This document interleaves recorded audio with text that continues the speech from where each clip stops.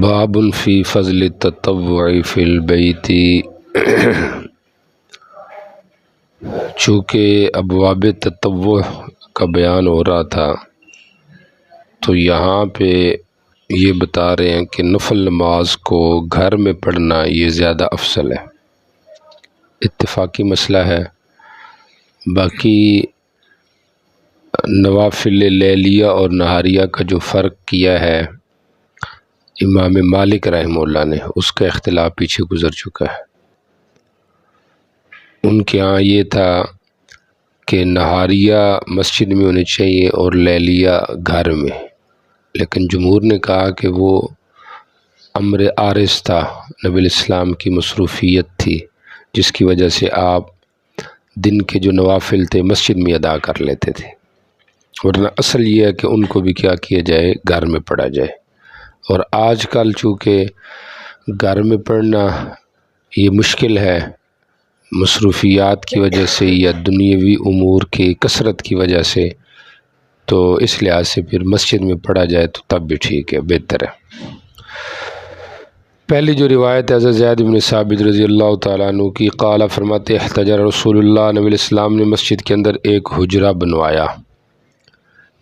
باب افتعال کا ایک خاصیت ہے اتخاذ ماخذ، وہ یہاں پہ پائی جا رہی ہے۔ فکان رسول اللہ، نبی الاسلام نکلے، یخرج من اللیل، رات میں گھر سے نکلتے، فیصلی فیہا، پس آپ اس حجرے میں نماز پڑھتے۔ قال راوی کہتا ہے فصلوا معه بصلاته، لوگ بھی آپ کے ساتھ آپ کی نماز میں شریک ہو جاتے، یعنی رجالا مرد۔ بعض شارحین نے کہا کہ یخرج من اللیل فیصلی فیہا میں قلب ہے، تو بظاہر ان کا مطلب یہ لگتا ہے شاید کہ آپ حجرے میں نماز پڑھتے اور پھر حجرے سے آپ باہر نکلتے، پھر لوگ آپ کے ساتھ نماز پڑھتے۔ لیکن اگر یخرج من اللیل کا مطلب یہ لیا جائے کہ آپ گھر سے نکلتے رات کو اور پھر اس حجرے میں آ کے نماز پڑھتے اور لوگ بھی آپ کے ساتھ، چونکہ حجرہ تو چٹائی وغیرہ کا بنا ہوا تھا، کپڑا لگا ہوا تھا جیسے معتکفین لگاتے، تو اب پھر قلب کی ضرورت نہیں ہے کہ کہا جائے عبارت میں تقدیم و تاخیر ہے، اس کی ضرورت نہیں ہے۔ فصلوا معه، پس نماز پڑھتے ہو نبی علیہ السلام کے ساتھ، وکانوا یاتون کل لیلۃ، ہر رات صحابہ نبی کے پاس آتے، حتی اذا کان لیلۃ من اللیالی، یہاں تک کہ جب ایک رات تھی، لم یخرج الیہم رسول اللہ، نبی علیہ السلام نے نکلے، فتنحنہ، صحابہ نے کھانسی کی، ورفعوا اصواتہم، اپنی آوازیں بلند کی، وحسبوا بابہ، اور انہوں نے کنکری ماری بابہ، نبی علیہ السلام کے دروازے پر، یعنی آپ گھر سے ہی نہیں آئے، اس رات آپ گھر سے باہر ہی نہیں آئے۔ قال راوی کہتے ہیں فخرج الیہم رسول اللہ صلی اللہ علیہ وسلم مغضبا، آپ غصے کی حالت میں باہر نکلے، فقال یا ایھا الناس ما زال بکم صنیعکم،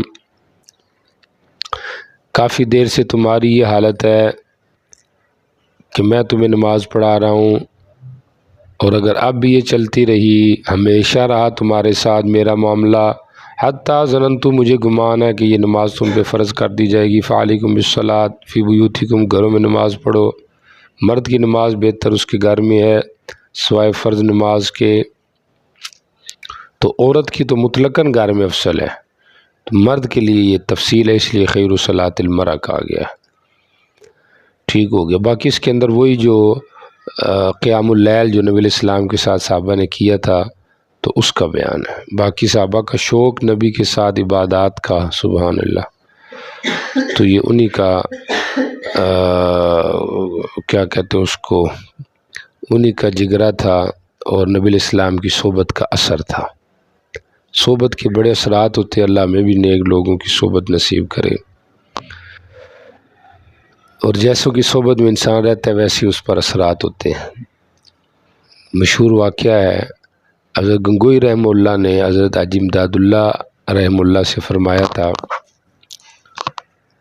کہ میں آپ کی حلقے ارادت میں تو آ جاتا ہوں، لیکن یہ لمبے چوڑے نفل یہ مجھ سے نہیں پڑھے جاتے، چونکہ حضرت تو مدرس ٹائپ آدمی تھے۔ تو انہوں نے فرمایا ٹھیک ہے، تو ان سے بیعت وغیرہ ہوئے، رات ادھر ہی قیام کیا۔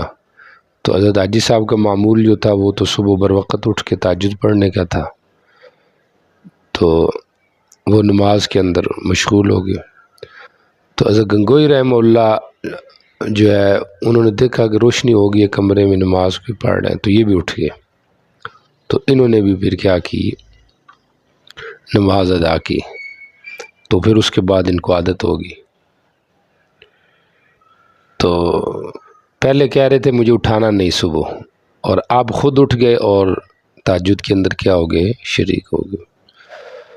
تو یہ اولیاء کے اثرات ہوتے ہیں، اللہ ہمیں بھی ان کے اثرات سے فائدہ مند ہونے کی توفیق دے، اس سے انکار نہیں کیا جا سکتا، سمجھ آ رہی۔ اب آپ اگر حضرت حاجی امداد اللہ صاحب کا نام نہ لیں یا گنگوئی صاحب کا نام نہ لیں یا ان کے واقعات نہ سنیں نہ سنائیں، تو اس سے یہ نہیں ہوگا کہ ان کی شخصیات میں کم اثر ہو جائے گا۔ جس کو اللہ نے جو مقبولیت دی ہے وہ ہم نہیں کام کر سکتے، اللہ نے ان سے دین کا کام لیا ہے، ان کا یہ فیض ہے۔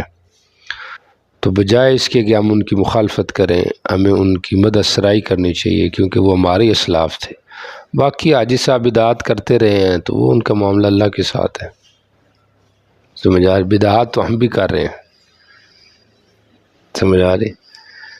کوئی عالم آپ کسی کے بارے میں کسی سے پوچھیں کہ بھئی یہ عالم ہے، اس میں کوئی بدعت ہے کہ نہیں، تو کوئی نہ کوئی بدعت نکال ہی دیتا ہے، کہے گا کہ یہ اس میں بدعت ہے، سمجھ آ رہی۔ تو اس لحاظ سے ہر انسان کا معاملہ مرنے کے بعد اللہ کے ساتھ ہے، تو اس نے کیا کرنا ہے۔ دنیا میں تو اختلاف ہوتے ہیں، انسان کو کرنے بھی چاہیے، باقی جب کوئی مر جائے تو اس کو چھوڑ دینا چاہیے، سمجھ آ رہی۔ جی چلے جی۔ وبه قال حدثنا مسدد قال حدثنا يحيى عن عبيد الله قال اخبرنا نافع عن عمر رضي الله تعالى عنهما قال قال رسول الله صلى الله عليه وسلم اجعلوا في بيوتكم من صلاتكم ولا تتخذوها قبورا۔ گھروں میں بعض نمازیں پڑھو، ان کو قبرستان کی طرح اللہ کے ذکر سے خالی نہ کرو۔ یہ گزر چکی ہے پیچھے بات کہ جیسے قبرستان میں نماز نہیں پڑھی جاتی تو گھروں میں نہ پڑھی جائے، یہ جیسے مردے نہیں پڑھتے ایسے تم نہ پڑھو، تو یہ ٹھیک نہیں ہے، بلکہ یہاں پہ کیا کرو، نمازیں پڑھا کرو۔ ولا تتخذوها قبورا۔ جی چلے۔ باب وبه قال حدثنا احمد بن حنبل قال حدثنا حجاج قال قال ابن جريج قال حدثني عثمان بن ابي سليمان عن علي الازدي عن عبيد الله بن عمير عن عبد الله بن ابي الخصعمي رضي الله تعالى عنه ان النبي صلى الله عليه وسلم سئل اي الاعمال افضل قال طول القيام قيل فاي الصدقه افضل قال جود المقل قيل فأي الهجرة أفضل قال من هجر ما حرم الله عليه قيل فأي الجهاد أفضل قال من جاهد المشركين بماله ونفسه قيل فأي القتل أشرف قال من أحرق دمه وغرق جواده۔ نبی علیہ الصلوۃ والسلام سے پوچھا گیا کہ سب سے بہتر اعمال کون سے؟ آپ نے فرمایا لمبا قیام۔ کیا افضل صدقہ کون سا ہے؟ کہا جہد المقل، اس آدمی کا جو مال کی کمی سے ڈرنے والا ہے، مقل اپنے مال کو کم سمجھنے والا ہے، جہد مانا اس کی جو مشقت ہے، محنت ہے، اس کا جو صدقہ ہے، یہ سب سے افضل ہے۔ شاید جہد اس لیے کہا ہے کہ اگر مقل آدمی پیسہ نہ خرچ کرے بلکہ طاقت خرچ کرے تو یہ بھی اس کے لیے بہترین صدقہ ہے۔ ایسے ہی ہوتا ہے، غریب آدمی کہتا ہے جی میں دیہڑی لگا لوں گا لیکن پیسے نہیں ہیں، سمجھ آ رہی۔ تو کہا یہ جو اس کی جہد ہے یا اس کا جو تعاون ہے کسی حوالے سے، تو یہ بہترین صدقہ ہے۔ بظاہر ایک دوسری حدیث اس کا معارضہ بھی ہے، ایک اور حدیث میں افضل صدقہ تھی ما کان عن ظہر غنی، جو غنی کرے، اور یہاں پہ جہد المقل کہا گیا ہے۔ تو یا تو اشخاص کا تفاوت ہے کہ بعض اوقات فقیر کا صدقہ افضل ہے اور بعض اوقات غنی کا، اور یا پھر غنی سے مراد وہ ہے جو غنی القلب ہو، جو دل کا غنی ہے اس کا صدقہ افضل ہے، گو کہ وہ مقل کیوں نہ ہو، تو دونوں آپس میں جمع ہو سکتے ہیں۔ اور بعض نے یہ بھی کہا ہے کہ جہد المقل جو ہے یہ وہ مقل ہے جو غریب ہے لیکن صابر ہے، قانع ہے، اور عن ظاہر غنن میں وہ غنی ہے جو کہ صابر نہیں ہے۔ تو ایک آدمی امیر ہے لیکن اس میں صبر نہیں ہے، وہ ڈرتا ہے کہ میں خرچ کروں گا کم ہو جائے گا، اب وہ اگر خرچ کرے گا تو وہ بہتر ہے۔ اور یہاں پہ کہا گیا کہ جو مقل ہے لیکن صابر ہے تو یہ افضل ہے، مطلب ایسے دونوں افضل ہیں، سمجھ آ رہی؟ فی نفسی، ہر فقیر پر غنی افضل نہیں اور ہر غنی پر فقیر افضل نہیں۔ بعض نے قیلا، پھر پوچھا گیا کہ سب سے بہتر ہجرت کون سی ہے؟ کہا جو گناہوں کو چھوڑ دے، ما حرم اللہ علیہ۔ قیل ای الجہاد افضل؟ کہا من جاہد المشرکین بمالی و نفسی، اللہ موفقنا۔ کہا کون سا قتل بہتر ہے؟ کہا جس کا خون بھی بہا دیا جائے اور گھوڑا بھی زخمی ہو جائے۔ سبحان اللہ، تو یہ کیا ہے؟ سب سے افضل ہے۔ جی چلیں۔ باب الحث على قيام الليل. وبه قال حدثنا محمد بن بشار قال حدثنا يحيى قال حدثنا ابن عجلان حدثنا القعقاع بن حكيم عن ابي صالح عن ابي هريره رضي الله تعالى عنه قال قال رسول الله صلى الله عليه وسلم رحم الله رجلا قام من الليل فصلى وايقظ امراته فصلت فان ابت نضح بوجهها الماء. رحم الله امرأة قامت من الليل فصلت وايقظت زوجها فان ابت نضحت بوجهه الماء. یہ پیچھے باب کا عنوان مثل ما قبل کے فصل سے کہہ لیں، چونکہ پیچھے تطوع فی البیت کو ذکر کیا گیا، سمجھ آ رہی؟ اور آگے حدیث کے اندر طول القیام کی افضلیت کو ثابت کیا گیا کہ طول القیام جو ہے وہ سب سے افضل ہے، سمجھ آ رہی؟ تو اب اس سے یہ شبہ ہو سکتا تھا پچھلی عبارت سے کہ گھر میں نفل پڑے گا تو افضل ہے، اگر اس طرح نہیں کرے گا تو یہ افضل نہیں ہے، سمجھ آ رہی؟ اب بعض اوقات بندہ گھر میں نہیں بھی پڑھ سکتا کسی عارض کی وجہ سے، تو اس کو دور کیا کہ اصل چیز طول القیام ہے،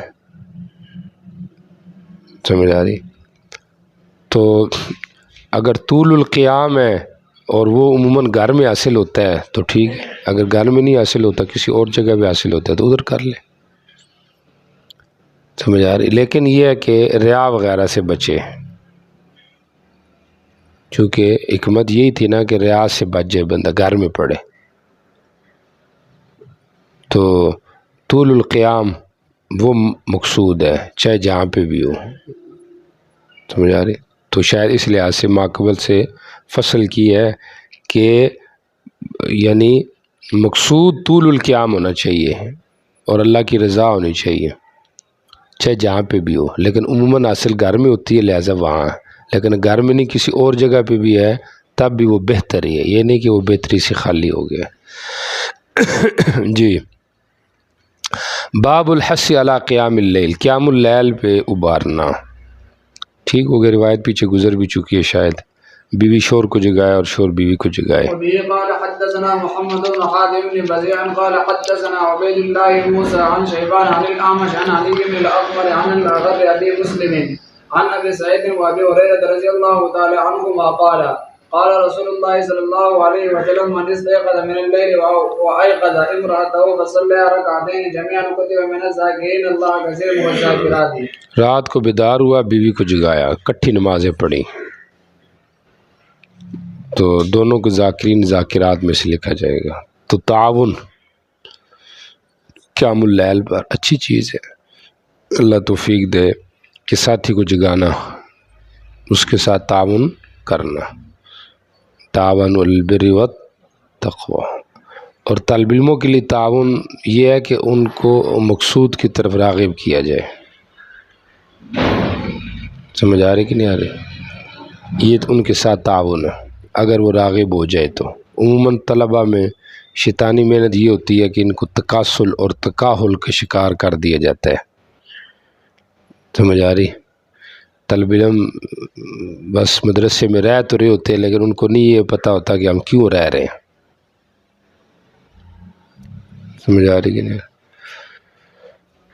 تو یہ نہیں، تعاون یہی ہے کہ ان کو احساس دلایا جائے اور اس کا فائدہ خود انسان مستعد رہے گا.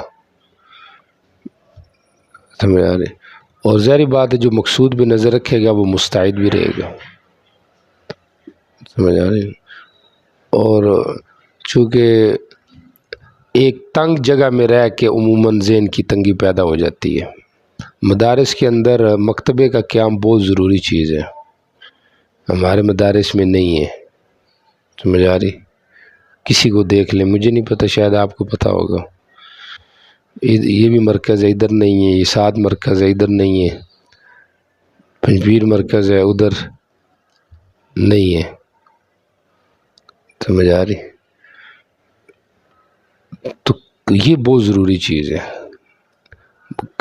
یعنی مکتبہ ہو اس میں رسائی ہو طلباء کی یومیہ، وہ جائیں دیکھیں، ان کو پتہ ہو کہ علماء نے کیا کیا کام کیے، انہوں نے کیا محنتیں کی ہیں. اور میں جو پڑھ رہا ہوں مجھے عالم کہا جائے گا تو میں ان تک پہنچ بھی رہا ہوں یا بہت زیادہ تفاوت ہے. سمجھ آ رہی؟ یہ بہت ضروری چیز ہے کہ انسان کو اپنی حالت کی خبرگیری ہوتی رہے. اور پھر اس میں مختلف کتابیں ہوتی ہے، بندہ اپنی مرضی سے پڑھ لیتا ہے، دیکھ لیتا ہے، شوق بڑھتا ہے. اب جب پتہ ہی نہیں بھی کیا کسی نے لکھا ہے، کیا کیا کیا نہیں کیا، تو اس میں کیا شوق ذوق پیدا ہوگا. آپ اس کو روزانہ تو آپ تقریر کر کے ان کو نہیں بتا سکتے فلاں کتاب میں یہ لکھے، فلاں میں یہ لکھے، فلاں میں یہ لکھے. جب وہ کتابوں میں جائے گا اس کا شوق پیدا ہوگا تو وہ خود پڑھتا رہے گا. وہ کہے گا کہ یار میں وہ پڑھ رہا ہوں تو اپنے یہ کیوں نہ پڑھوں، یا یہ ہے کہ میں یہ پڑھ رہا ہوں تو میں وہ بھی پڑھوں ساتھ ساتھ. سمجھا؟ پھر جس کی جتنی استعداد ہوگی وہ خود چلے گا. میدان دینا تو ضروری ہے، کرکٹ کا میدان اگر ہم دے سکتے ہیں، سمجھ آ رہی، باقی میدان اگر فراہم ہو سکتے ہیں تو یہ بھی تو ہو سکتے ہیں. لیکن توجہ ہے ہی نہیں، مجموعی طور پہ نہیں ہے. سمجھ آ رہی؟ بہرحال اللہ تعالیٰ رحم کرے، ہمیں توفیق دے، کمی ہے ہمارے اندر. جی چلیں. باب في صوم قراءة القرآن. وبه قال حدثنا حفص بن عمر قال حدثنا شعبة عن علقمة بن مرسل عن سعيد بن عبيدة عن أبي عبد الرحمن عن عثمان رضي الله تعالى عنه عن النبي صلى الله عليه وسلم قال خيركم من تعلم القرآن وعلمه. باب فی ثواب قراءۃ القرآن. قراءت قرآن کا جو ثواب ہے یہاں پہ اس کو بیان کیا جا رہا ہے. ٹھیک ہو گیا. یہاں پہ تو عنوان صرف اتنے ہی ہے، باب فی ثواب قراءۃ القرآن، لیکن بخاری وغیرہ کے اندر یہاں پہ عنوان ہے کتاب فضائل القرآن. کتاب فضائل القرآن، تو اس کے تحت انہوں نے متعدد ابواب ذکر کیے. تو یہاں پہ بھی ایسے ہی ہے. یہاں پہ انہوں نے کتاب کا تو نہیں نام ذکر کیا، لیکن یہ ہے کہ عنوان بنایا ہے باب فی ثواب قراءۃ القرآن. اس کے متعلقہ ابواب ذکر کر رہے ہیں. چونکہ نوافل کے اندر قرآن کی تلاوت ہوتی ہے، کرنی بھی چاہیے. اللہ اکبر کبیرہ. تو اس مناسبت سے یہاں پہ یہ باب ذکر کیا ہے. اچھا جی توجہ کرے، پہلی جو روایت ہے حضرت عثمان رضی اللہ تعالیٰ عنہ کی، نبی الاسلام سے آپ نے فرمایا خیرکم من تعلم القرآن وعلمہ، سب سے بہترین وہ ہے جو قرآن سیکھے اور سکھائے. اس میں تفضیل اپنے معنی سے خالی ہوتا ہے، تو اگر اس اور بھی بہتر ہے تو ٹھیک ہے، وہ بھی بہتر ہے. سمجھ آ رہی کہ نہیں آ رہی؟ باقی یہ بھی بہترین میں سے ہے. تو خیرکم کا معنی نیچے بھی لکھا ہے، یعنی من خیرکم، تمہارے بہترین لوگوں میں یہ لوگ بھی ہیں. یہ کیوں کیا گیا ترجمہ؟ یہ اصل میں اشکال کو دور کیا گیا ہے. اشکال یہ ہے کہ قرآن پڑھنے والے کو، پڑھانے والے کو افضل قرار دیا گیا، حالانکہ قرآن جو سمجھنے والا ہے اس کا درجہ تو زیادہ ہے. چونکہ ہمارے یہاں آپ نے پڑھا ہے القرآن اسم للنظم والمعنی جميع، دونوں کا نام ہے. تو ایک صرف لفظ پڑھتا ہے، ایک معنی پڑھتا ہے. ایک عالم ہے، ایک قاری ہے. تو کیا قاری بہتر، عالم بہتر نہیں؟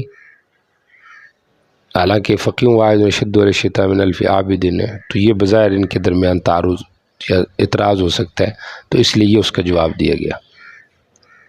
آگے بات سمجھ، اس میں تفضیل کو اپنے معنی سے خالی کریں۔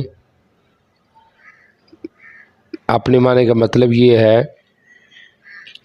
کہ جو اس کا حقیقی معنی ہے کہ سب سے زیادہ بہتر ہو، اس سے بہتر کوئی اور نہ ہو، مطلق خیریت کو بیان ہے کہ یہ بہتر ہے، بہترین ہے یہ آدمی جو قرآن سیکھے اور سکھائے۔ ٹھیک ہو گیا؟ اچھا جی، اور ایک تو یہ اس کا جواب ہو گیا۔ دوسرا اس کا یہ بھی جواب دیا گیا ہے کہ جیسے حضرت ابن حجر رحمہ اللہ نے فرمایا کہ مقصد اس حدیث سے یہ ہے کہ جس کا نفع زیادہ ہے وہ بہتر ہے۔ تو جو قرآن پڑھاتا ہے اس کا فیض زیادہ ہے، لہذا وہ بہتر ہے۔ تو اگر ایک آدمی قرآن سمجھ رہا ہے اور وہ اس کی تشریح زیادہ کر رہا ہے تو اس کا نفع زیادہ ہے، لہذا وہ بہتر ہے۔ تو لفظی معنی مراد نہیں، یہاں پہ مفہوم مراد، اور مفہوم کیا ہے کہ جس کا فیض زیادہ ہے وہ بہتر کے اعتبار سے بھی سب سے زیادہ ہے۔ سمجھ آ رہی؟ چاہے وہ حافظ ہے یا عالم ہے یا دونوں ہیں۔ ٹھیک ہوگی؟ اور باقی اگر یہ کہا جائے تب بھی بعید نہیں ہے کہ خیرکم من تعلم القرآن وعلمہ، سمجھ آ گئی؟ بہترین ہے وہ آدمی جو قرآن سیکھے اور سکھائے۔ من غیر من لم یتعلم یا علی من لم یتعلم، ان لوگوں یعنی قرآن سیکھنے والا ان سے زیادہ بہتر ہے جو قرآن نہیں سیکھتے، سمجھنے والا ان سے بہتر ہے جو قرآن نہیں سمجھتے، اور جو دونوں پہ ماہر ہیں یہ ان سے بہتر ہے جو دونوں پہ ماہر نہیں۔ تو تقابل فی نفسی نہیں ہے ان کا آپس میں، حافظ اور عالم کا تقابل نہیں ہے، حافظ اور غیر حافظ کا تقابل ہے، عالم اور غیر عامل کا تقابل ہے۔ اس اعتبار سے اشکال ختم ہو جائے گا۔ سمجھ آ رہی ہے؟ میرے ذہن میں ہے، واللہ عالم۔ تو بہترین ہے جو قرآن سیکھے، یعنی بنسبت اس کے جو قرآن نہیں سیکھتا۔ باقی جو قرآن سمجھتا ہے وہ ظاہر بات اس کا درجہ تو زیادہ ہے، تو وہ پھر ان سے زیادہ بہتر ہے جس کے اندر یہ لیاقت نہیں، گو کہ اس کے اندر قاری بھی داخل ہے، تو عالم کا درجہ قاری سے بڑھ جائے گا نا۔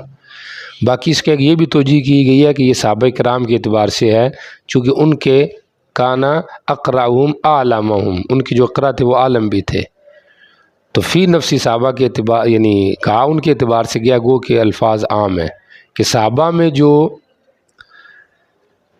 عالم ہے چونکہ وہ اقرا تو تھے ہی، سمجھ آ رہی؟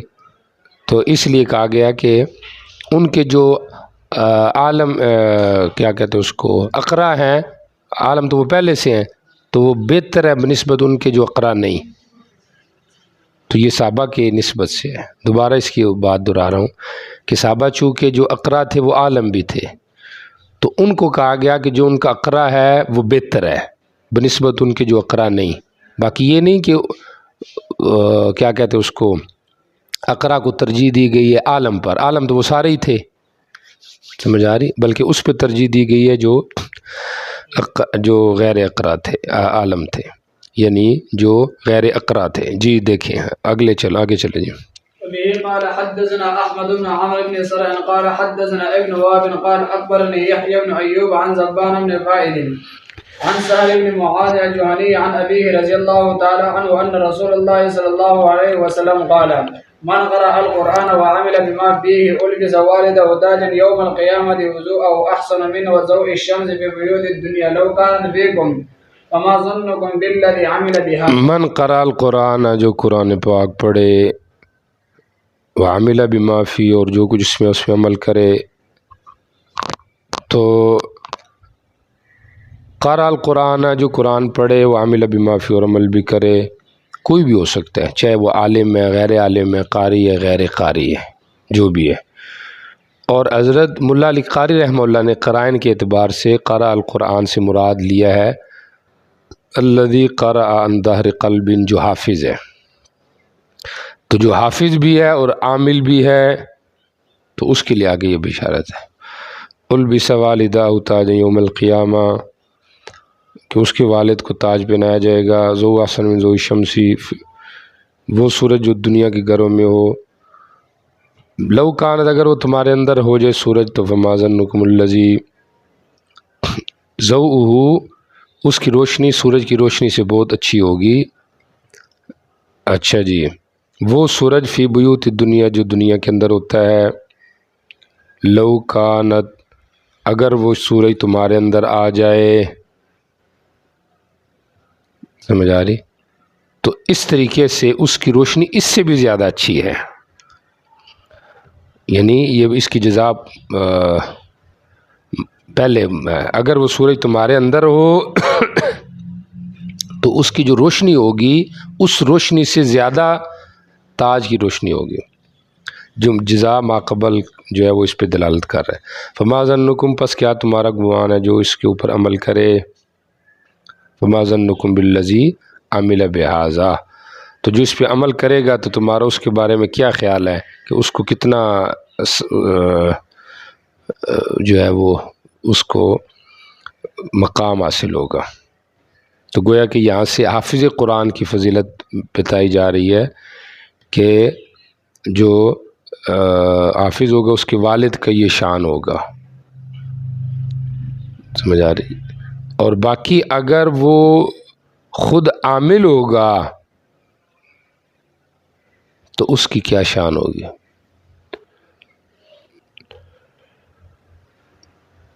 ٹھیک ہو گیا. من قرأ القرآن، جو قرآن پاک پڑھے، وعمل بما فیہ، اور اس پہ عمل کرے. البس والداہ تاج یوم القیامہ، ضوءہ احسن من ضوء الشمس، حال ہونے اس سورج کے، فی بیوت الدنیا، جو دنیا کے اندر ہوتا ہے. لو کانت فیکم، اگر وہ سورج تمہارے اندر ہو. فما ہی حالہا، تو پھر اس کی کیا حالت ہوگی. اب بتاؤ کہ جو اس پہ عمل کرے گا تو اس کو کتنا بڑا مقام دیا جائے گا. سمجھ آ رہی. جو عمل کرے، یہ تو والدین کی عظمت ہے نا، جو والد کی. جو خود عمل کرے گا اس کی کیا عظمت ہوگی. جی ٹھیک ہو گیا. وبه قال حدثنا مسلم بن ابراهيم قال حدثنا هشام وحمام عن قتادة عن زرارة بن عوف عن سعد بن هشام عن عائشة رضي الله تعالى عنها عن النبي صلى الله عليه وسلم قال الذي يقرأ القرآن وهو ماهر به مع الصبر الكرام البررة والذي يقرأ وهو يشتد عليه فله أجران. الذي يقرأ القرآن، جو قرآن پڑھے وہ ماہر بھی، اور وہ اس پہ ماہر بھی ہو، ان لوگوں کے ساتھ ہوگا سفرہ، جو کہ سفارت کاری کرنے والے ہیں. الکرامی، جو عزت والے ہیں. البررتی، جو نیک لوگ ہیں. والذی یقرأ، اور وہ جس کو پڑھتا ہے اس حال میں اس پر مشکل ہے، اس کو ڈبل اجر ملے گا. تو جو کریں، جو ماہر وہی کہتے ہیں جس کو صحیح یاد ہو قرآن پاک، یا پھر یہ ہے کہ مزید یہ ہے کہ اس کو اگر فہم بھی ہے تو وہ اور اچھی بات ہے.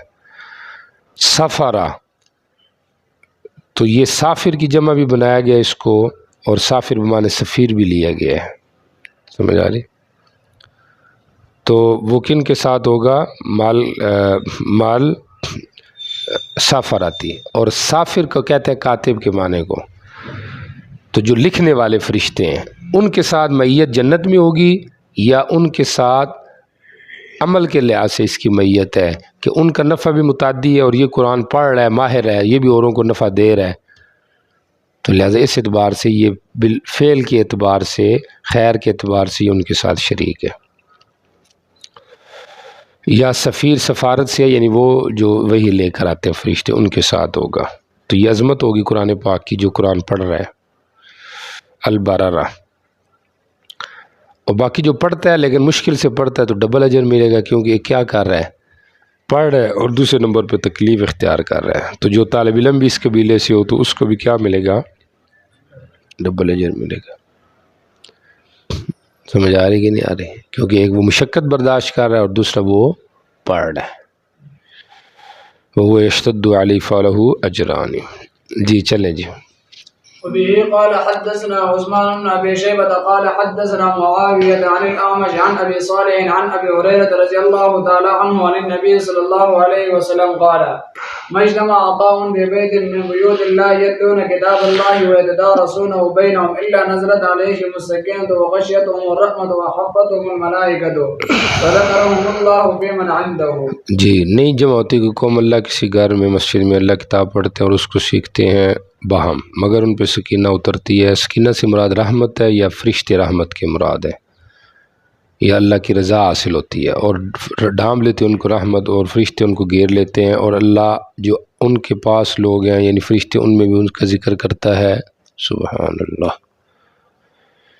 شہرت کا آسان طریقہ یہ ہے کہ انسان اللہ سے اپنا تعلق جوڑے، شہرت اس کو خود مل جائے گی. اللہ سے اپنا تعلق جوڑے، شہرت اس کو خود مل جائے گی.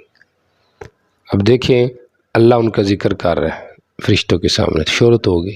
اور یہ اتنا نہیں بلکہ بعد میں یہ بھی اعلان کیا جاتا ہے لوگوں کے اوپر کہ اللہ اس سے محبت کرتے ہیں، فرشتے بھی کرتے ہیں، تم بھی اس سے محبت کرو. تو لوگ محبت کرتے ہیں تو اس کی شہرت ہو جاتی. سمجھ آ رہی؟ اللہ اکبر کبیر. بارہ نفس ذکر تو جائز ہے، سمجھ آ رہی. بعض علماء خواہ ہر آیت کو قرآن کے ساتھ فٹ کرنے کی کوشش کرتے ہیں، جہاں پہ بھی ذکر آ جائے کہتے ہیں قرآن مراد ہے. یہ بھی ٹھیک ہے، علماء نے لی ہے، لیکن نفس ذکر کی جو فوائد ہیں اس کی اہمیت کو بھی نہیں کم کرنا چاہیے. یہ بھی غلو ہے کم کرنا.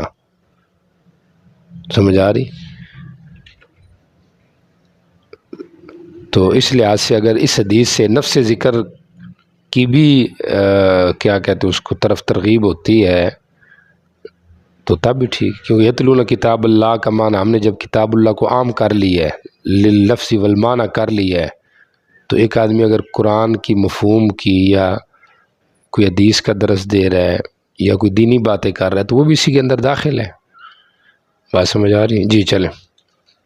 وبه قال حدثنا سليمان بن داود المهري قال أخبرنا ابن وهب قال حدثنا موسى بن علي بن رباح عن أبيه عن عقبة بن عامر الجهني رضي الله تعالى عنه قال خرج علينا رسول الله صلى الله عليه وسلم ونحن في الصحبة فقال أيكم يحب أن يغدو إلى بطحانا أو العقيق. یہ دو وادیاں تھی مدینہ میں، بازار تھے. جی. فيأخذ ناقتين كوماوين زهراوين، دو اونٹنیے کوماوینی، بڑی بڑی کوہان والی. کوما کی تسنیہ ہے، زہراوین زہرا کی جمع برونق. جی. بغیر اذن بالله ولا بغیر گناہ کے، قطع رحمی کے. جی. قالوا يا رسول الله کلنا یا رسول، ہم سب ایسی کریں گے. جی. قال فلأن يغدو أحدكم كل يوم إلى المسجد فيتعلم آيتين من كتاب الله خير له من ناقتين وإن ثلاث فثلاث مثل أعدادهن من الإبل. صبح کرے تم میں سے کوئی ایک ہر ایک دن مسجد کی طرف، وہاں پہ دو آیت اللہ کی کتاب کی سیکھ لے، یہ بہتر ہے اس کے دو اونٹنیوں سے. 3 سیکھے گا تو 3 سے بہتر ہے، جتنی مقدار سیکھتا جائے گا اتنا اس کو اونٹنی بہتر ملتی جائے گی. وَإِن ثَلَاثٌ فَثَلَاثٌ مِثْلَ أَعْدَادِهِنَّ مِنَ الْإِبِلِ کے 3 مطلب شارحین لکھتے ہیں، آپ بھی سن لیں. 3 سیکھے گا 3، 4 4، 5 5 ہلم جرا.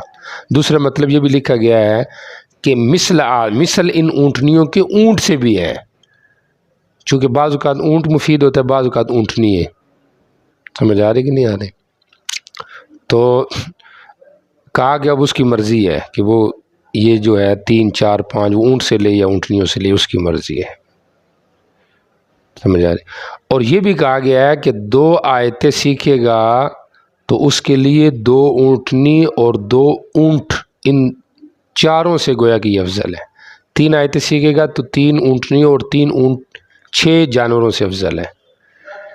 مثل ان عادات کے اونٹوں سے بھی ساتھ ملا لو تو اس طرح ہو جائے گی. آگے ذہن میں سب کے آگے ذہن میں چلے. بڑی فضیلت ہے قرآن پاک کی، اللہ میں توفیق دے، اللہ میں اچھا حافظ قرآن بنائے، ہماری زبان کو قرآن پاک کے ذکر سے تر فرمائے. سمجھ آ رہی کہ نہیں آ رہی؟ تلاوت میں ہماری کمی ہے، اللہ اس کا ازالہ کرے.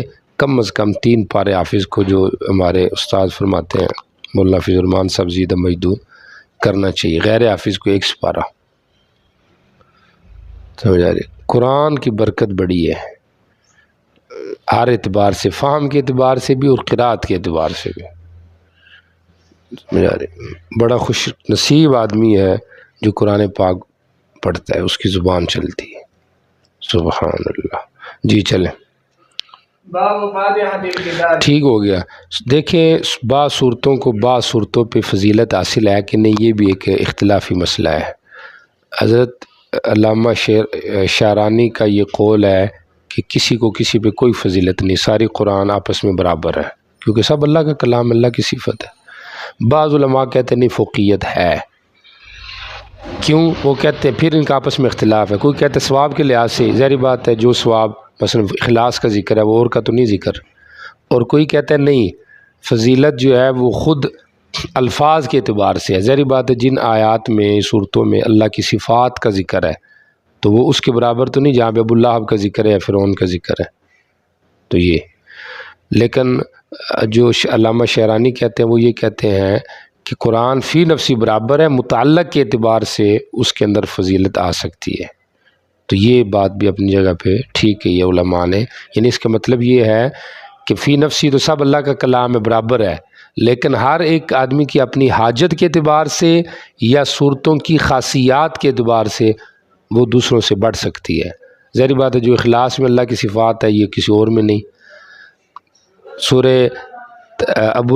سورۃ اللحم میں جو بد دعا کی گئی ہے دشمن پر، اس کا جو یہ انداز ہے یا اپنے دشمن کی بربادی کے لیے اس کی تلاوت کی جو کثرت ہے، یہ جو اس کی خاصیت ہے یہ اور دوسری صورت میں نہیں ہے.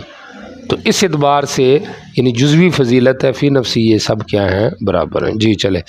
قال حدثنا احمد بن ابي شعيب الحراني قال حدثنا عيسى بن يونس قال حدثنا ابن ابي ذئب المخبري عن ابي هريره رضي الله تعالى عنه قال قال رسول الله صلی اللہ عليه وسلم الحمد لله رب العالمين ام القران وام الكتاب والسبع المثاني.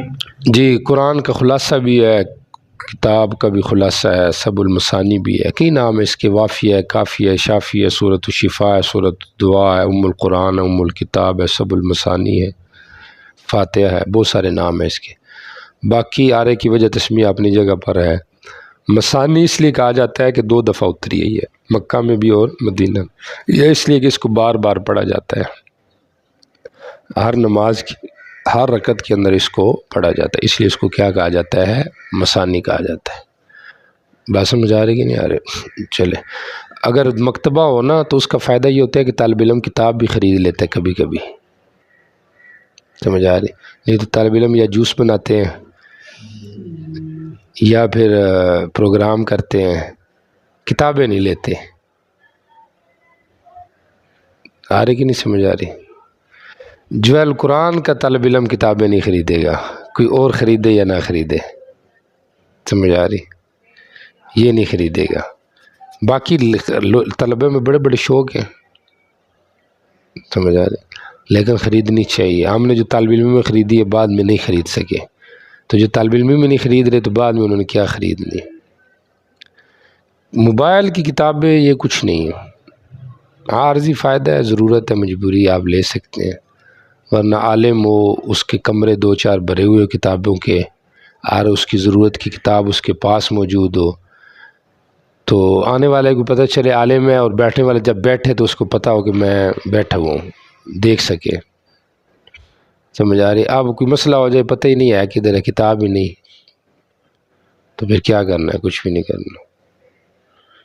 پھر علم میں اضافہ کیا ہوگا؟ طالب علمی دور تو صرف تعارف کا دور ہے، ایک محنت کا دور ہے، ایک سیکھنے کا دور ہے. باقی اس کے بعد خود اپنے پاؤں پہ چلنا یہ تو خود کرنا ہے نا. اب چلنے کے لیے نہ لاٹھی ہو نہ کوئی چیز ہو تو پھر وہ کیا چلے گا؟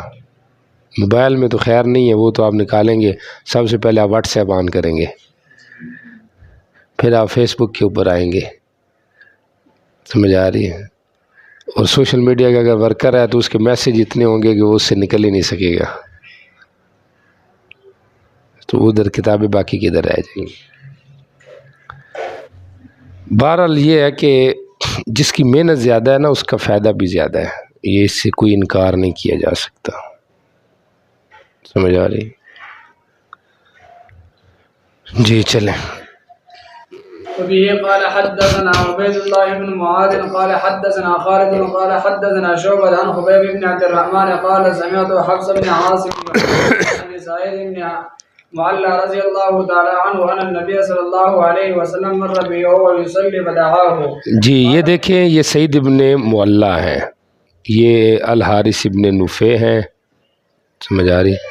اور ایک واقعہ حضرت ابی کے بارے میں بھی آتا ہے یہ والا، لیکن ابو سعید خدری کے بارے میں یہ واقعہ نہیں ہے، وہ کسی کا وہم ہے.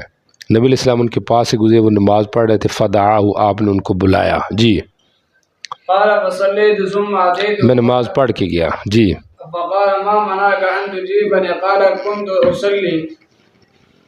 میں نماز ألم يقل الله تعالى يا أيها الذين آمنوا استجيبوا لله وللرسول إذا دعاكم لما يحييكم لأعلمنك أعظم سورة من القرآن أو في القرآن شك خالد قبل أن أخرج. مسجد سے نکلنے سے پہلے میں آپ کو ایک صورت بتا دیتا ہوں. جی قال قلت يا رسول الله قولك قال الحمد لله رب العالمين وهي سبع المثاني التي أوتيت والقرآن العظيم. ہو سکتا ہے آپ دوسرے کام میں مشغول ہوں گے. انہوں نے کہا قولہ کا، آپ اپنی بات پوری کیجئے، تو انہوں نے کہا کہ یہ والی سورہ الحمدللہ. سبحان اللہ، اللہم وفقنا. جی چلیں جی. باب من قال هي من التطور. فاتحہ طول سے ہے، سمجھ آ رہی؟ سورہ فاتحہ جو ہے یہ طول میں سے ہے. تو طول میں سے کیسے ہے؟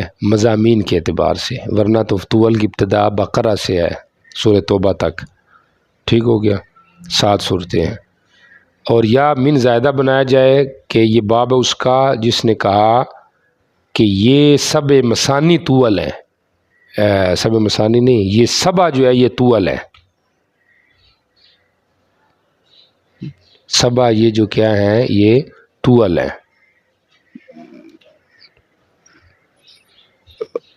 سمجھ آ رہی؟ طول کون ہے؟ یہ 7 صورتیں جو ہیں یہ کیا ہیں؟ طول ہے. جی دیکھیں. وبه قال حدثنا عثمان بن ابي شيبه قال حدثنا جرير عن الاعمش عن مسلم بن بدين عن سعيد بن جبير عن ابن عباس رضي الله تعالى عنهما قال أتي رسول الله صلى الله عليه وسلم 7 من المثاني طول وأتي موسى 6 فلما ألقى الألواح رفع سندان وباقين 4. ٹھیک ہو گیا. دیکھیں ذرا ترجمہ ابن عباس رضی اللہ عنہ سے روایت ہے، نبی علیہ السلام کے پاس آپ کو دی گئی 7 مثانی طول لمبا اعتبار معنی کہ اصل یہی ہے کہ فاتحہ کو طول کہا گیا چونکہ پورے قرآن کا مجمع جو ہے. اور موسیٰ علیہ السلام کو 6 دیے گئے. فلما القلوا، جب انہوں نے تختی نیچے گرائیں تو 2 اٹھا لی گئی، 4 باقی رہ گئی. سمجھ آ رہی؟ تو دوسرا جو ہے نا ہیا من الطول، ہیا کی ضمیر سبا کی طرح لاج جائے کہ یہ 7 پہلی جو 7 صورتیں یہ طول ہے، تو وہ تو اپنی جگہ پہ ٹھیک ہو جائے گا. انطباق پھر حدیث کا باب کے ساتھ نہیں رہے گا. ٹھیک ہو گیا. اچھا جی، اب 6 تھی، موسیٰ علیہ السلام غصے میں انہوں نیچے گرائی نا تو 4 باقی رہ گئی، 2 چلی گئی. در منصور کی روایات میں یہ ہے کہ یہ ٹوٹل 7 تھی، 6 چلی گئی، 1 باقی رہ گئی. اور ایک یہ بھی آتا ہے کہ 6 تھی، 1 باقی رہ گئی، 5 چلی گئی. واللہ عالم. بہرحال القل الواح، موسیٰ علیہ السلام نے وہ تختی نیچے ڈالی. سمجھ آ رہی؟ تو قصدن ڈالی، تیزی سے ڈالی. ٹھیک ہو گیا. باقی القلواح کا معنی رکھنا بھی ہے، لیکن رکھنا چونکہ تیزی سے تھا تو گویا کہ القاء کیا یا بے توجہ کی، جو بھی آپ کے مفہوم اس کا بن سکتا ہے. بر اسے اس طرح بھی اشارہ جا رہا ہے کہ بے قدری یا نا قدری یہ اس چیز کی وقت کو کم کر دیتا ہے، یعنی وہ نعمت کے زوال کا سبب ہوتی ہے. سمجھ آ رہی؟ اب یہاں پہ ہم یہ نہیں کہہ سکتے کہ موسیٰ علیہ السلام سے نعوذ باللہ ناقدری ہوئی ہے ہمارا. سمجھ آ رہی؟ یعنی وہ عند اللہ، یا ایک وہ کہہ لیں کہ دونوں، یعنی یہ القلواہ انہوں نے جب ڈالی تو اس کے بعد حکمت ربی سے 2 جو واپس لینی تھی وہ اللہ نے واپس لے لی. یہ نہیں کہ اس میں کوئی قصور کوئی نہیں تھا. سمجھ آ رہی؟ جیسے ہم کہتے ہیں کہ بارش آئی تو ہم نے حلوہ بنایا، تو اب بارش حلوے کا آپس میں ضروری تو نہیں کہ کوئی جوڑ ہو، بس بارش بنائی یا اتفاق سے ہم نے حلوہ بھی بنا لیا، ٹھیک ہو گیا۔ تو موسیٰ علیہ السلام نے ڈالی، اللہ نے آگے لینی تھی تو وہ لے لی۔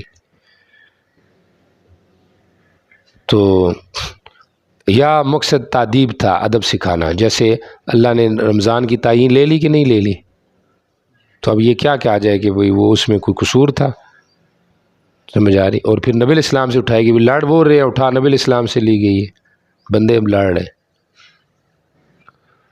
تو یہ حکمت باری تعالیٰ اللہ ہی بہتر جانتا ہے۔ بہرحال یہ سمجھ میں آتا ہے کہ جہاں جس چیز کی نقدری ہو، اللہ وہ چیز اس سے کیا ہو جاتا ہے، لے لیتا ہے۔ اللہ ہمیں نقدری سے بچائے، ہم بڑے گناہ گار ہیں۔ انسان اتنی محنت کرتا ہے، 10 سال 12 سال زندگی کے عرصہ لگاتا ہے، سمجھ آ رہی، اور لگا کے پھر انسان ایسی بیٹھ جائے، سمجھ آ رہی، تو اللہ تعالیٰ اس سے بچائے۔ اور بھی کوئی کام نہ کر سکے، سمجھ آ رہی، اور اتنی بندہ محنت بھی کرے اور پھر بھی کسی کھاتے کا نہ ہو، تو پھر بھی آ جا کے دنیا کے کام ہی کرنے ہیں، تو پھر وہ فائدہ کیا ہوا؟ پھر تو بندہ شروع سے ہی کرتا کہ اس ٹائم کسی اچھی جگہ پہ پہنچ چکا ہوتا۔ سمجھ، زکوٰۃ، خیرات، صدقات، ہر چیز ہڑپ کی ہے، کس لیے ہڑپ کی ہے کہ چلو اس کا حق ادا کریں گے، تو اللہ میں اس کا حق ادا کرنے کی توفیق دے۔ اللہ ایسی پریشانیوں سے بچائے جس سے ہم دین سے دور ہو جائیں۔ آپ کو اس کا احساس نہیں ہے کیونکہ آپ ابھی مدرسے کے اندر ہو، جب مدرسے سے باہر ہوتا ہے پھر اس کو پتہ چلتا ہے۔ اللہ اکبر کبیرہ۔ جی چلے جی، باب ما جاء فی آیت الکرسی۔ بس یہی سعادت ہے کہ انسان ساری زندگی دین پڑھنے پڑھانے میں لگا دے، اس سے بڑھ کے کوئی سعادت نہیں ہے انسان کے لیے۔ انسان جہاں کی بھی اتنا کھب جائے، جیسے میں آج کل کھبا ہوا ہوں، سمجھ آ رہی ہے، ہوش ہی نہیں ہوتی کیا کرنا ہے، یہ پڑھانا ہے، ادھر پڑھانا ہے، ادھر یہ کرنا ہے، تو کھبا ہوتا ہے بندہ۔ کوئی کام ایک ایسا نہیں ہوتا بندہ کہ میں فارغ ہو گیا ہوں، ذہنی طور پہ مصروف ہی مصروف۔ تو اللہ اس طریقے سے انسان کو مصروف رکھے کہ انسان دین کے اندر ہی مصروف رہے۔ جی چلے جی۔ وبه قال حدثنا محمد بن المثنى قال حدثنا عبد الأعلى قال حدثنا زيد بن إياس عن أبي سليم عن عبد الله بن رباح الأنصاري عن أبي بن كعب رضي الله تعالى عنه قال قال رسول صلی اللہ علیہ الله وسلم، عليه وسلم أبا المنذر أي آية معك من كتاب الله الأعظم؟ کون سی آیت تیرے پاس اللہ کی کتاب سے بہت بڑی ہے؟ جی، قال قلت الله ورسوله أعلم۔ میں نے کہا اللہ اور اس کے رسول بہتر جانتے ہیں۔ جی، أبا المنذر أي آية معك من كتاب الله الأعظم؟ قال قلت الله لا إله إلا هو الحي القيوم۔ قال فضرب في صدري وقال لیہن لکا یا ابا المنذر اہل علم۔ جی، لیہن لکا، یہ لیہن تھا، حمزہ کے ساتھ تخفیفاً حمزہ ضف کر دیا، ہنی یہن، وہ مبارک ہو تجھے ابو المنذر، العلم، تو عالم ہے، واجب، تجھے تو پتہ ہے، حوصلہ افزائی کی آپ نے، سمجھ آ رہی؟ تو چھوٹوں کی بھی کبھی کبھی حوصلہ افزائی کرنی چاہیے، اس سے ان کا دل بڑا ہوتا ہے، سینہ چوڑا ہو جاتا ہے، سمجھ آ رہی کہ نہیں آ رہی؟ تو آپ نے حوصلہ افزائی کی۔ باقی انہوں نے پہلے اس لیے جواب دیا، ادباً ممکن ہے کہ آپ کوئی اچھا جواب دیں، اور امتحان کا بھی فائدہ آ رہا ہے کہ کبھی کبھی امتحان بھی لینا چاہیے، اور اچھا جواب دینے کی صورت میں پھر قدر بھی حوصلہ افزائی بھی کرنی چاہیے۔ تو آپ کا امتحان تو ہوگا انشاءاللہ تعالی، کیا خیال ہے؟ دورے کے طلباء کا امتحان ہوگا، سمجھ آئے، اور پورے جوبن سے ہوگا، دیکھتے ہیں کیا کرتے ہیں آپ، سمجھ آ رہی؟ یہ امتحان آپ کو پچھلے سارے امتحان بلا دے گا، کہیں آپ کے ذہن میں لو جی پہلے ہم دوسرے نمبر تیسرے پہ آتے ہیں تو اس دفعہ بھی آ جائیں گے۔ جی چلے جی۔ باب في سورة الصمد وبه قال حدثنا قانبي عن مالك عن عبد الرحمن بن عبد الله بن عبد الرحمن عن أبيه عن أبي سعيد الخدري رضي الله تعالى عنه أن رجلا سمع رجلا يقرأ قل هو الله أحد يرددها۔ وہ بار بار اس کو پڑھے، قتادہ ابن ابی نعمان تھے، ان کے بھائی تھے خیافی، بار بار پڑھ رہے تھے، سبحان اللہ۔ جی، فلما أصبح جاء إلى رسول الله صلى الله عليه وسلم فذكر ذلك له وكأن الرجل يتقال، وہ اس کو کم سمجھ آ چلے، یہ تو رات کو یہ سورہ اخلاص ہی بار بار پڑھ رہا تھا، سمجھ آ رہی؟ جی چلے۔ فقال النبي صلى الله عليه وسلم والذي نفسي بيده إنها لتعدل ثلث القرآن. مختلف توجیہ کی گئی اس کی، آپ بھی سمجھے، شاید بخاری میں گزرا تو نہیں ہے، فضائل القرآن نہیں گزرا، ثلث القرآن کے برابر ہے یہ۔ کس طرح برابر ہے؟ قرآن پاک میں 3 مضامین ہیں، 3 حصے ہیں مضمون کے لحاظ سے، عقائد ہیں، احکام ہیں، قصص اور اخبار ہیں۔ تو اس کے اندر چونکہ عقائد کا بیان ہے اس لحاظ سے یہ قرآن کا ثلث ہے۔ اور بعض نے کہا کہ یہ اجر انعامی میں قرآن کے ثلث کے برابر ہے، یعنی قرآن کا ثلث کا ایک حقیقی اجر ہے نا، ایک اوپر اجر انعامی اضافی جو اس کو ملتا ہے، تو جو ثلث قرآن کا اجر اضافی ہے یہ سورہ اخلاص یہ اس کے برابر ہے، یعنی اس کے اتنا اجر ہے۔ سمجھ آ رہی؟ یہ بھی اس کا مطلب بیان کیا گیا ہے۔ باقی اگر اس کی اور توجیہ جو میرے ذہن میں وہ لی جائے وہ بھی ٹھیک ہے کہ یہ تعدل عدل سے ہے، عدل کہتے ہیں مثل کو، کہ سورہ اخلاص قرآن پاک کے ثلث کے مثل ہے۔ باقی 2 مماثل چیزوں کا باہم ہونا ضروری نہیں، ورنہ تو یہ اصل میں اشکال کا جواب ہے نا۔ اشکال دراصل یہ ہے کہ بھی ایک آدمی ثلث قرآن پڑھتا ہے، ایک سورہ اخلاص، یہ دونوں آپس میں کیسے برابر ہیں؟ سمجھ آ رہی؟ کیونکہ ظاہری بات ہے ثلث قرآن میں اجر مضاعف بھی ہے، نفس اجر بھی ہے، تو یہ ان دونوں کے کیسے برابر ہو جائے گا؟ یا اب ایک 3 اخلاص پر پورے قرآن کے برابر ہو گیا، پھر پورے قرآن میں تو اخلاص بھی آتا ہے، اور پھر ثلث بھی علی سبیل البدل ہر ایک ثلث ہے، تو جس ثلث میں اخلاص بھی ہے اسی سے سورہ اخلاص صرف پڑھی گئی تو یہ اس کے کیسے اوپر ہو گیا یا اس کے برابر ہو گیا؟ ثلث میں بھی تو اخلاص ہے نا۔ تو اس سب کا جواب یہ دیا گیا جو بھی آپ کو بتا رہا ہوں کہ عدل سے لیا جائے کہ یہ اس کے مثل ہے۔ سمجھ آ رہی؟ باقی مثل کس اعتبار سے ہے؟ سمجھ آ رہی؟ ان برابر کا ترجمہ نہ کرو، مثل کا ترجمہ کرو کہ یہ اس جیسی ہے۔ سمجھ آ رہی؟ باقی ہے کم ہی ہے لیکن بہرحال اس کی عظمت بہت زیادہ ہے، مقصد عظمت کا اظہار ہے، برابری مقصود نہیں ہے۔ جی چلیں، بابن بالمعوذتین، معوذاتین بھی پڑھ سکتے ہیں، معوذتین بھی پڑھ سکتے ہیں۔ جی چلیں۔ قال حدثنا احمد بن عمرو بن سلمة قال اخبرنا ابن وهب قال اخبرني معاوية عن العلاء بن الحارث عن القاسم مولى معاوية عن عقبة بن عامر رضي الله تعالى عنه قال كنت اقول برسول الله صلى الله عليه وسلم ناقد سفر میں اونٹنی آنک رہا تھا۔ جی، فقال لي يا عقبة ألا أعلمك خير سورتين قرئتا فعلمني قل أعوذ برب الفلق وقل أعوذ برب الناس قال فلم يرني سررت بي، آپ نے مجھے دیکھا کہ سرورت بھی ماں کہ میں کوئی زیادہ خوش نہیں ہوا۔ سمجھ آ رہی کہ نہیں کہ میں خوش ہوں، آپ نے مجھے ایسا نہیں دیکھا۔ جی، فلما نزل لصلاة الصبح صلى بهم مع صلاة الصبح للناس فلما فرغ رسول الله صلى الله عليه وسلم من الصلاة التفت إلي فقال يا عقبة كيف رأيت؟ فجر انہی 2 صورتوں سے پڑھا کے مجھے آپ نے کہا عقبہ کیف رأیت، آپ کو کیسا لگا؟ یہ بہتر ہے کہ نہیں ہے؟ سمجھ آ رہی؟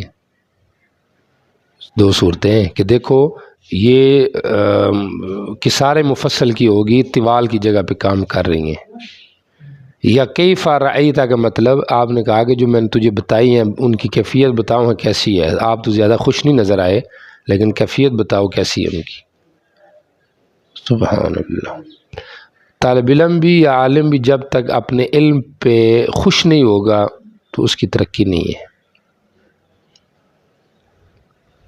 سمجھ آ رہی کہ نہیں آ رہی؟ زندگی میں بڑے مراحل آتے ہیں، دعا کریں مشکل مراحل انسان پہ نہ آئے، اللہ تعالیٰ اس سے بچائے۔ جب تک اپنی نعمت کی قدر نہیں ہوگی نا تو پھر انسان ذلیل ہو جاتا ہے، پھر موڑ ایسے آتے ہیں انسان وہ یار کدھر ضائع کر دیا۔ آپ نے دیکھا ہو کئی لوگ کہتے ہیں یار مدرسے میں تو ٹائم ہی ضائع کیا ہے، وہ جو مولوی کرتے کیا ہیں؟ کچھ بھی نہیں، ہم نے بھی پڑھا ہے مدرسے میں، کیا ہوتا ہے؟ کچھ بھی نہیں ہوتا۔ سمجھ آ رہی؟ وہ پڑھاتے ہیں، ساتھ اسکول بھی پڑھانا چاہیے، کم از کم بندہ کسی اور شعبے میں تو چلا جائے۔ تو وہ دراصل اور بھی باقی اپنی جگہ پہ بھی باتیں ٹھیک ہیں، لیکن بعض اوقات یہ بھی ہوتا ہے کہ وہ نعمت کی نہ قدری یا تو طالب علمی دور میں کی ہوتی ہے یا اب ہو رہی ہوتی ہے کہ جس کی وجہ سے وہ محرومی ہو گئی ہے، تو اب وہ بیچارہ پریشان ہے۔ سمجھ آ رہی کہ نہیں آ رہی؟ جی چلیں، تو جو کچھ سیکھے انسان بس وہ سکھاتا رہے، اس کے اوپر ڈٹ جائے۔ سمجھ آ رہی؟ پیسے تھوڑے میرے ہیں، زیادہ میرے، اللہ کا شکر ادا کرے۔ علماء کو بہت کچھ میرا ہوتا ہے لیکن یہ اظہار نہیں کرتے۔ آ رہی کہ نہیں سمجھ؟ باقی پریشانی بھی ہوتی ہے ظاہری بات ہے، لیکن یہ ہے ہی رستہ پریشانیوں کا ہے، سمجھ آ رہی؟ مولوی یہ تو نہیں ہوتا کہ آپ کہتے ہو کہ بھئی جن کی بیان اچھے لگتے ہیں تو وہ کھانا بھی اچھا کھاتے ہیں، سمجھ آ رہی؟ تو باقی 15,000 بھی گزارا کر رہے ہیں تو یہ تو زیادتی ہے۔ تو کھانا کھانے والے اور ہوتے ہیں اور جان دینے والے اور ہوتے ہیں، یہ تو دین جان دینے والا کام ہے۔ جی چلیں۔ وبه قال حدثنا عبد الله بن محمد النبيلي قال حدثنا محمد بن سلمة عن محمد بن إسحاق عن سعيد بن أبي سعيد المقبري عن أبيه عن عقبة بن عامر رضي الله تعالى عنه قال بين أنا أسير مع رسول الله صلى الله عليه وسلم بين الجحفة والأبواء۔ جی یہ جگہ کے نام ہے۔ إذ غشيتنا ريح ہوا اور سخت اندھیری نے میں ڈانپ لیا۔ جی۔ وظلمة شديدة فجعل رسول الله صلى الله عليه وسلم يتعوذ قل أعوذ برب الفلق وأعوذ برب الناس فيقول يا عقبة تعوذ بهما فما تعوذ متعوذ بمثلها قال وسمعته يؤمنا بهما في الصلاة۔ عقبہ ان سے تعوذ حاصل کر ان کے مثل سے کوئی پناہ نہیں دے سکتا، اور میں نے آپ سے سنا کہ آپ نماز میں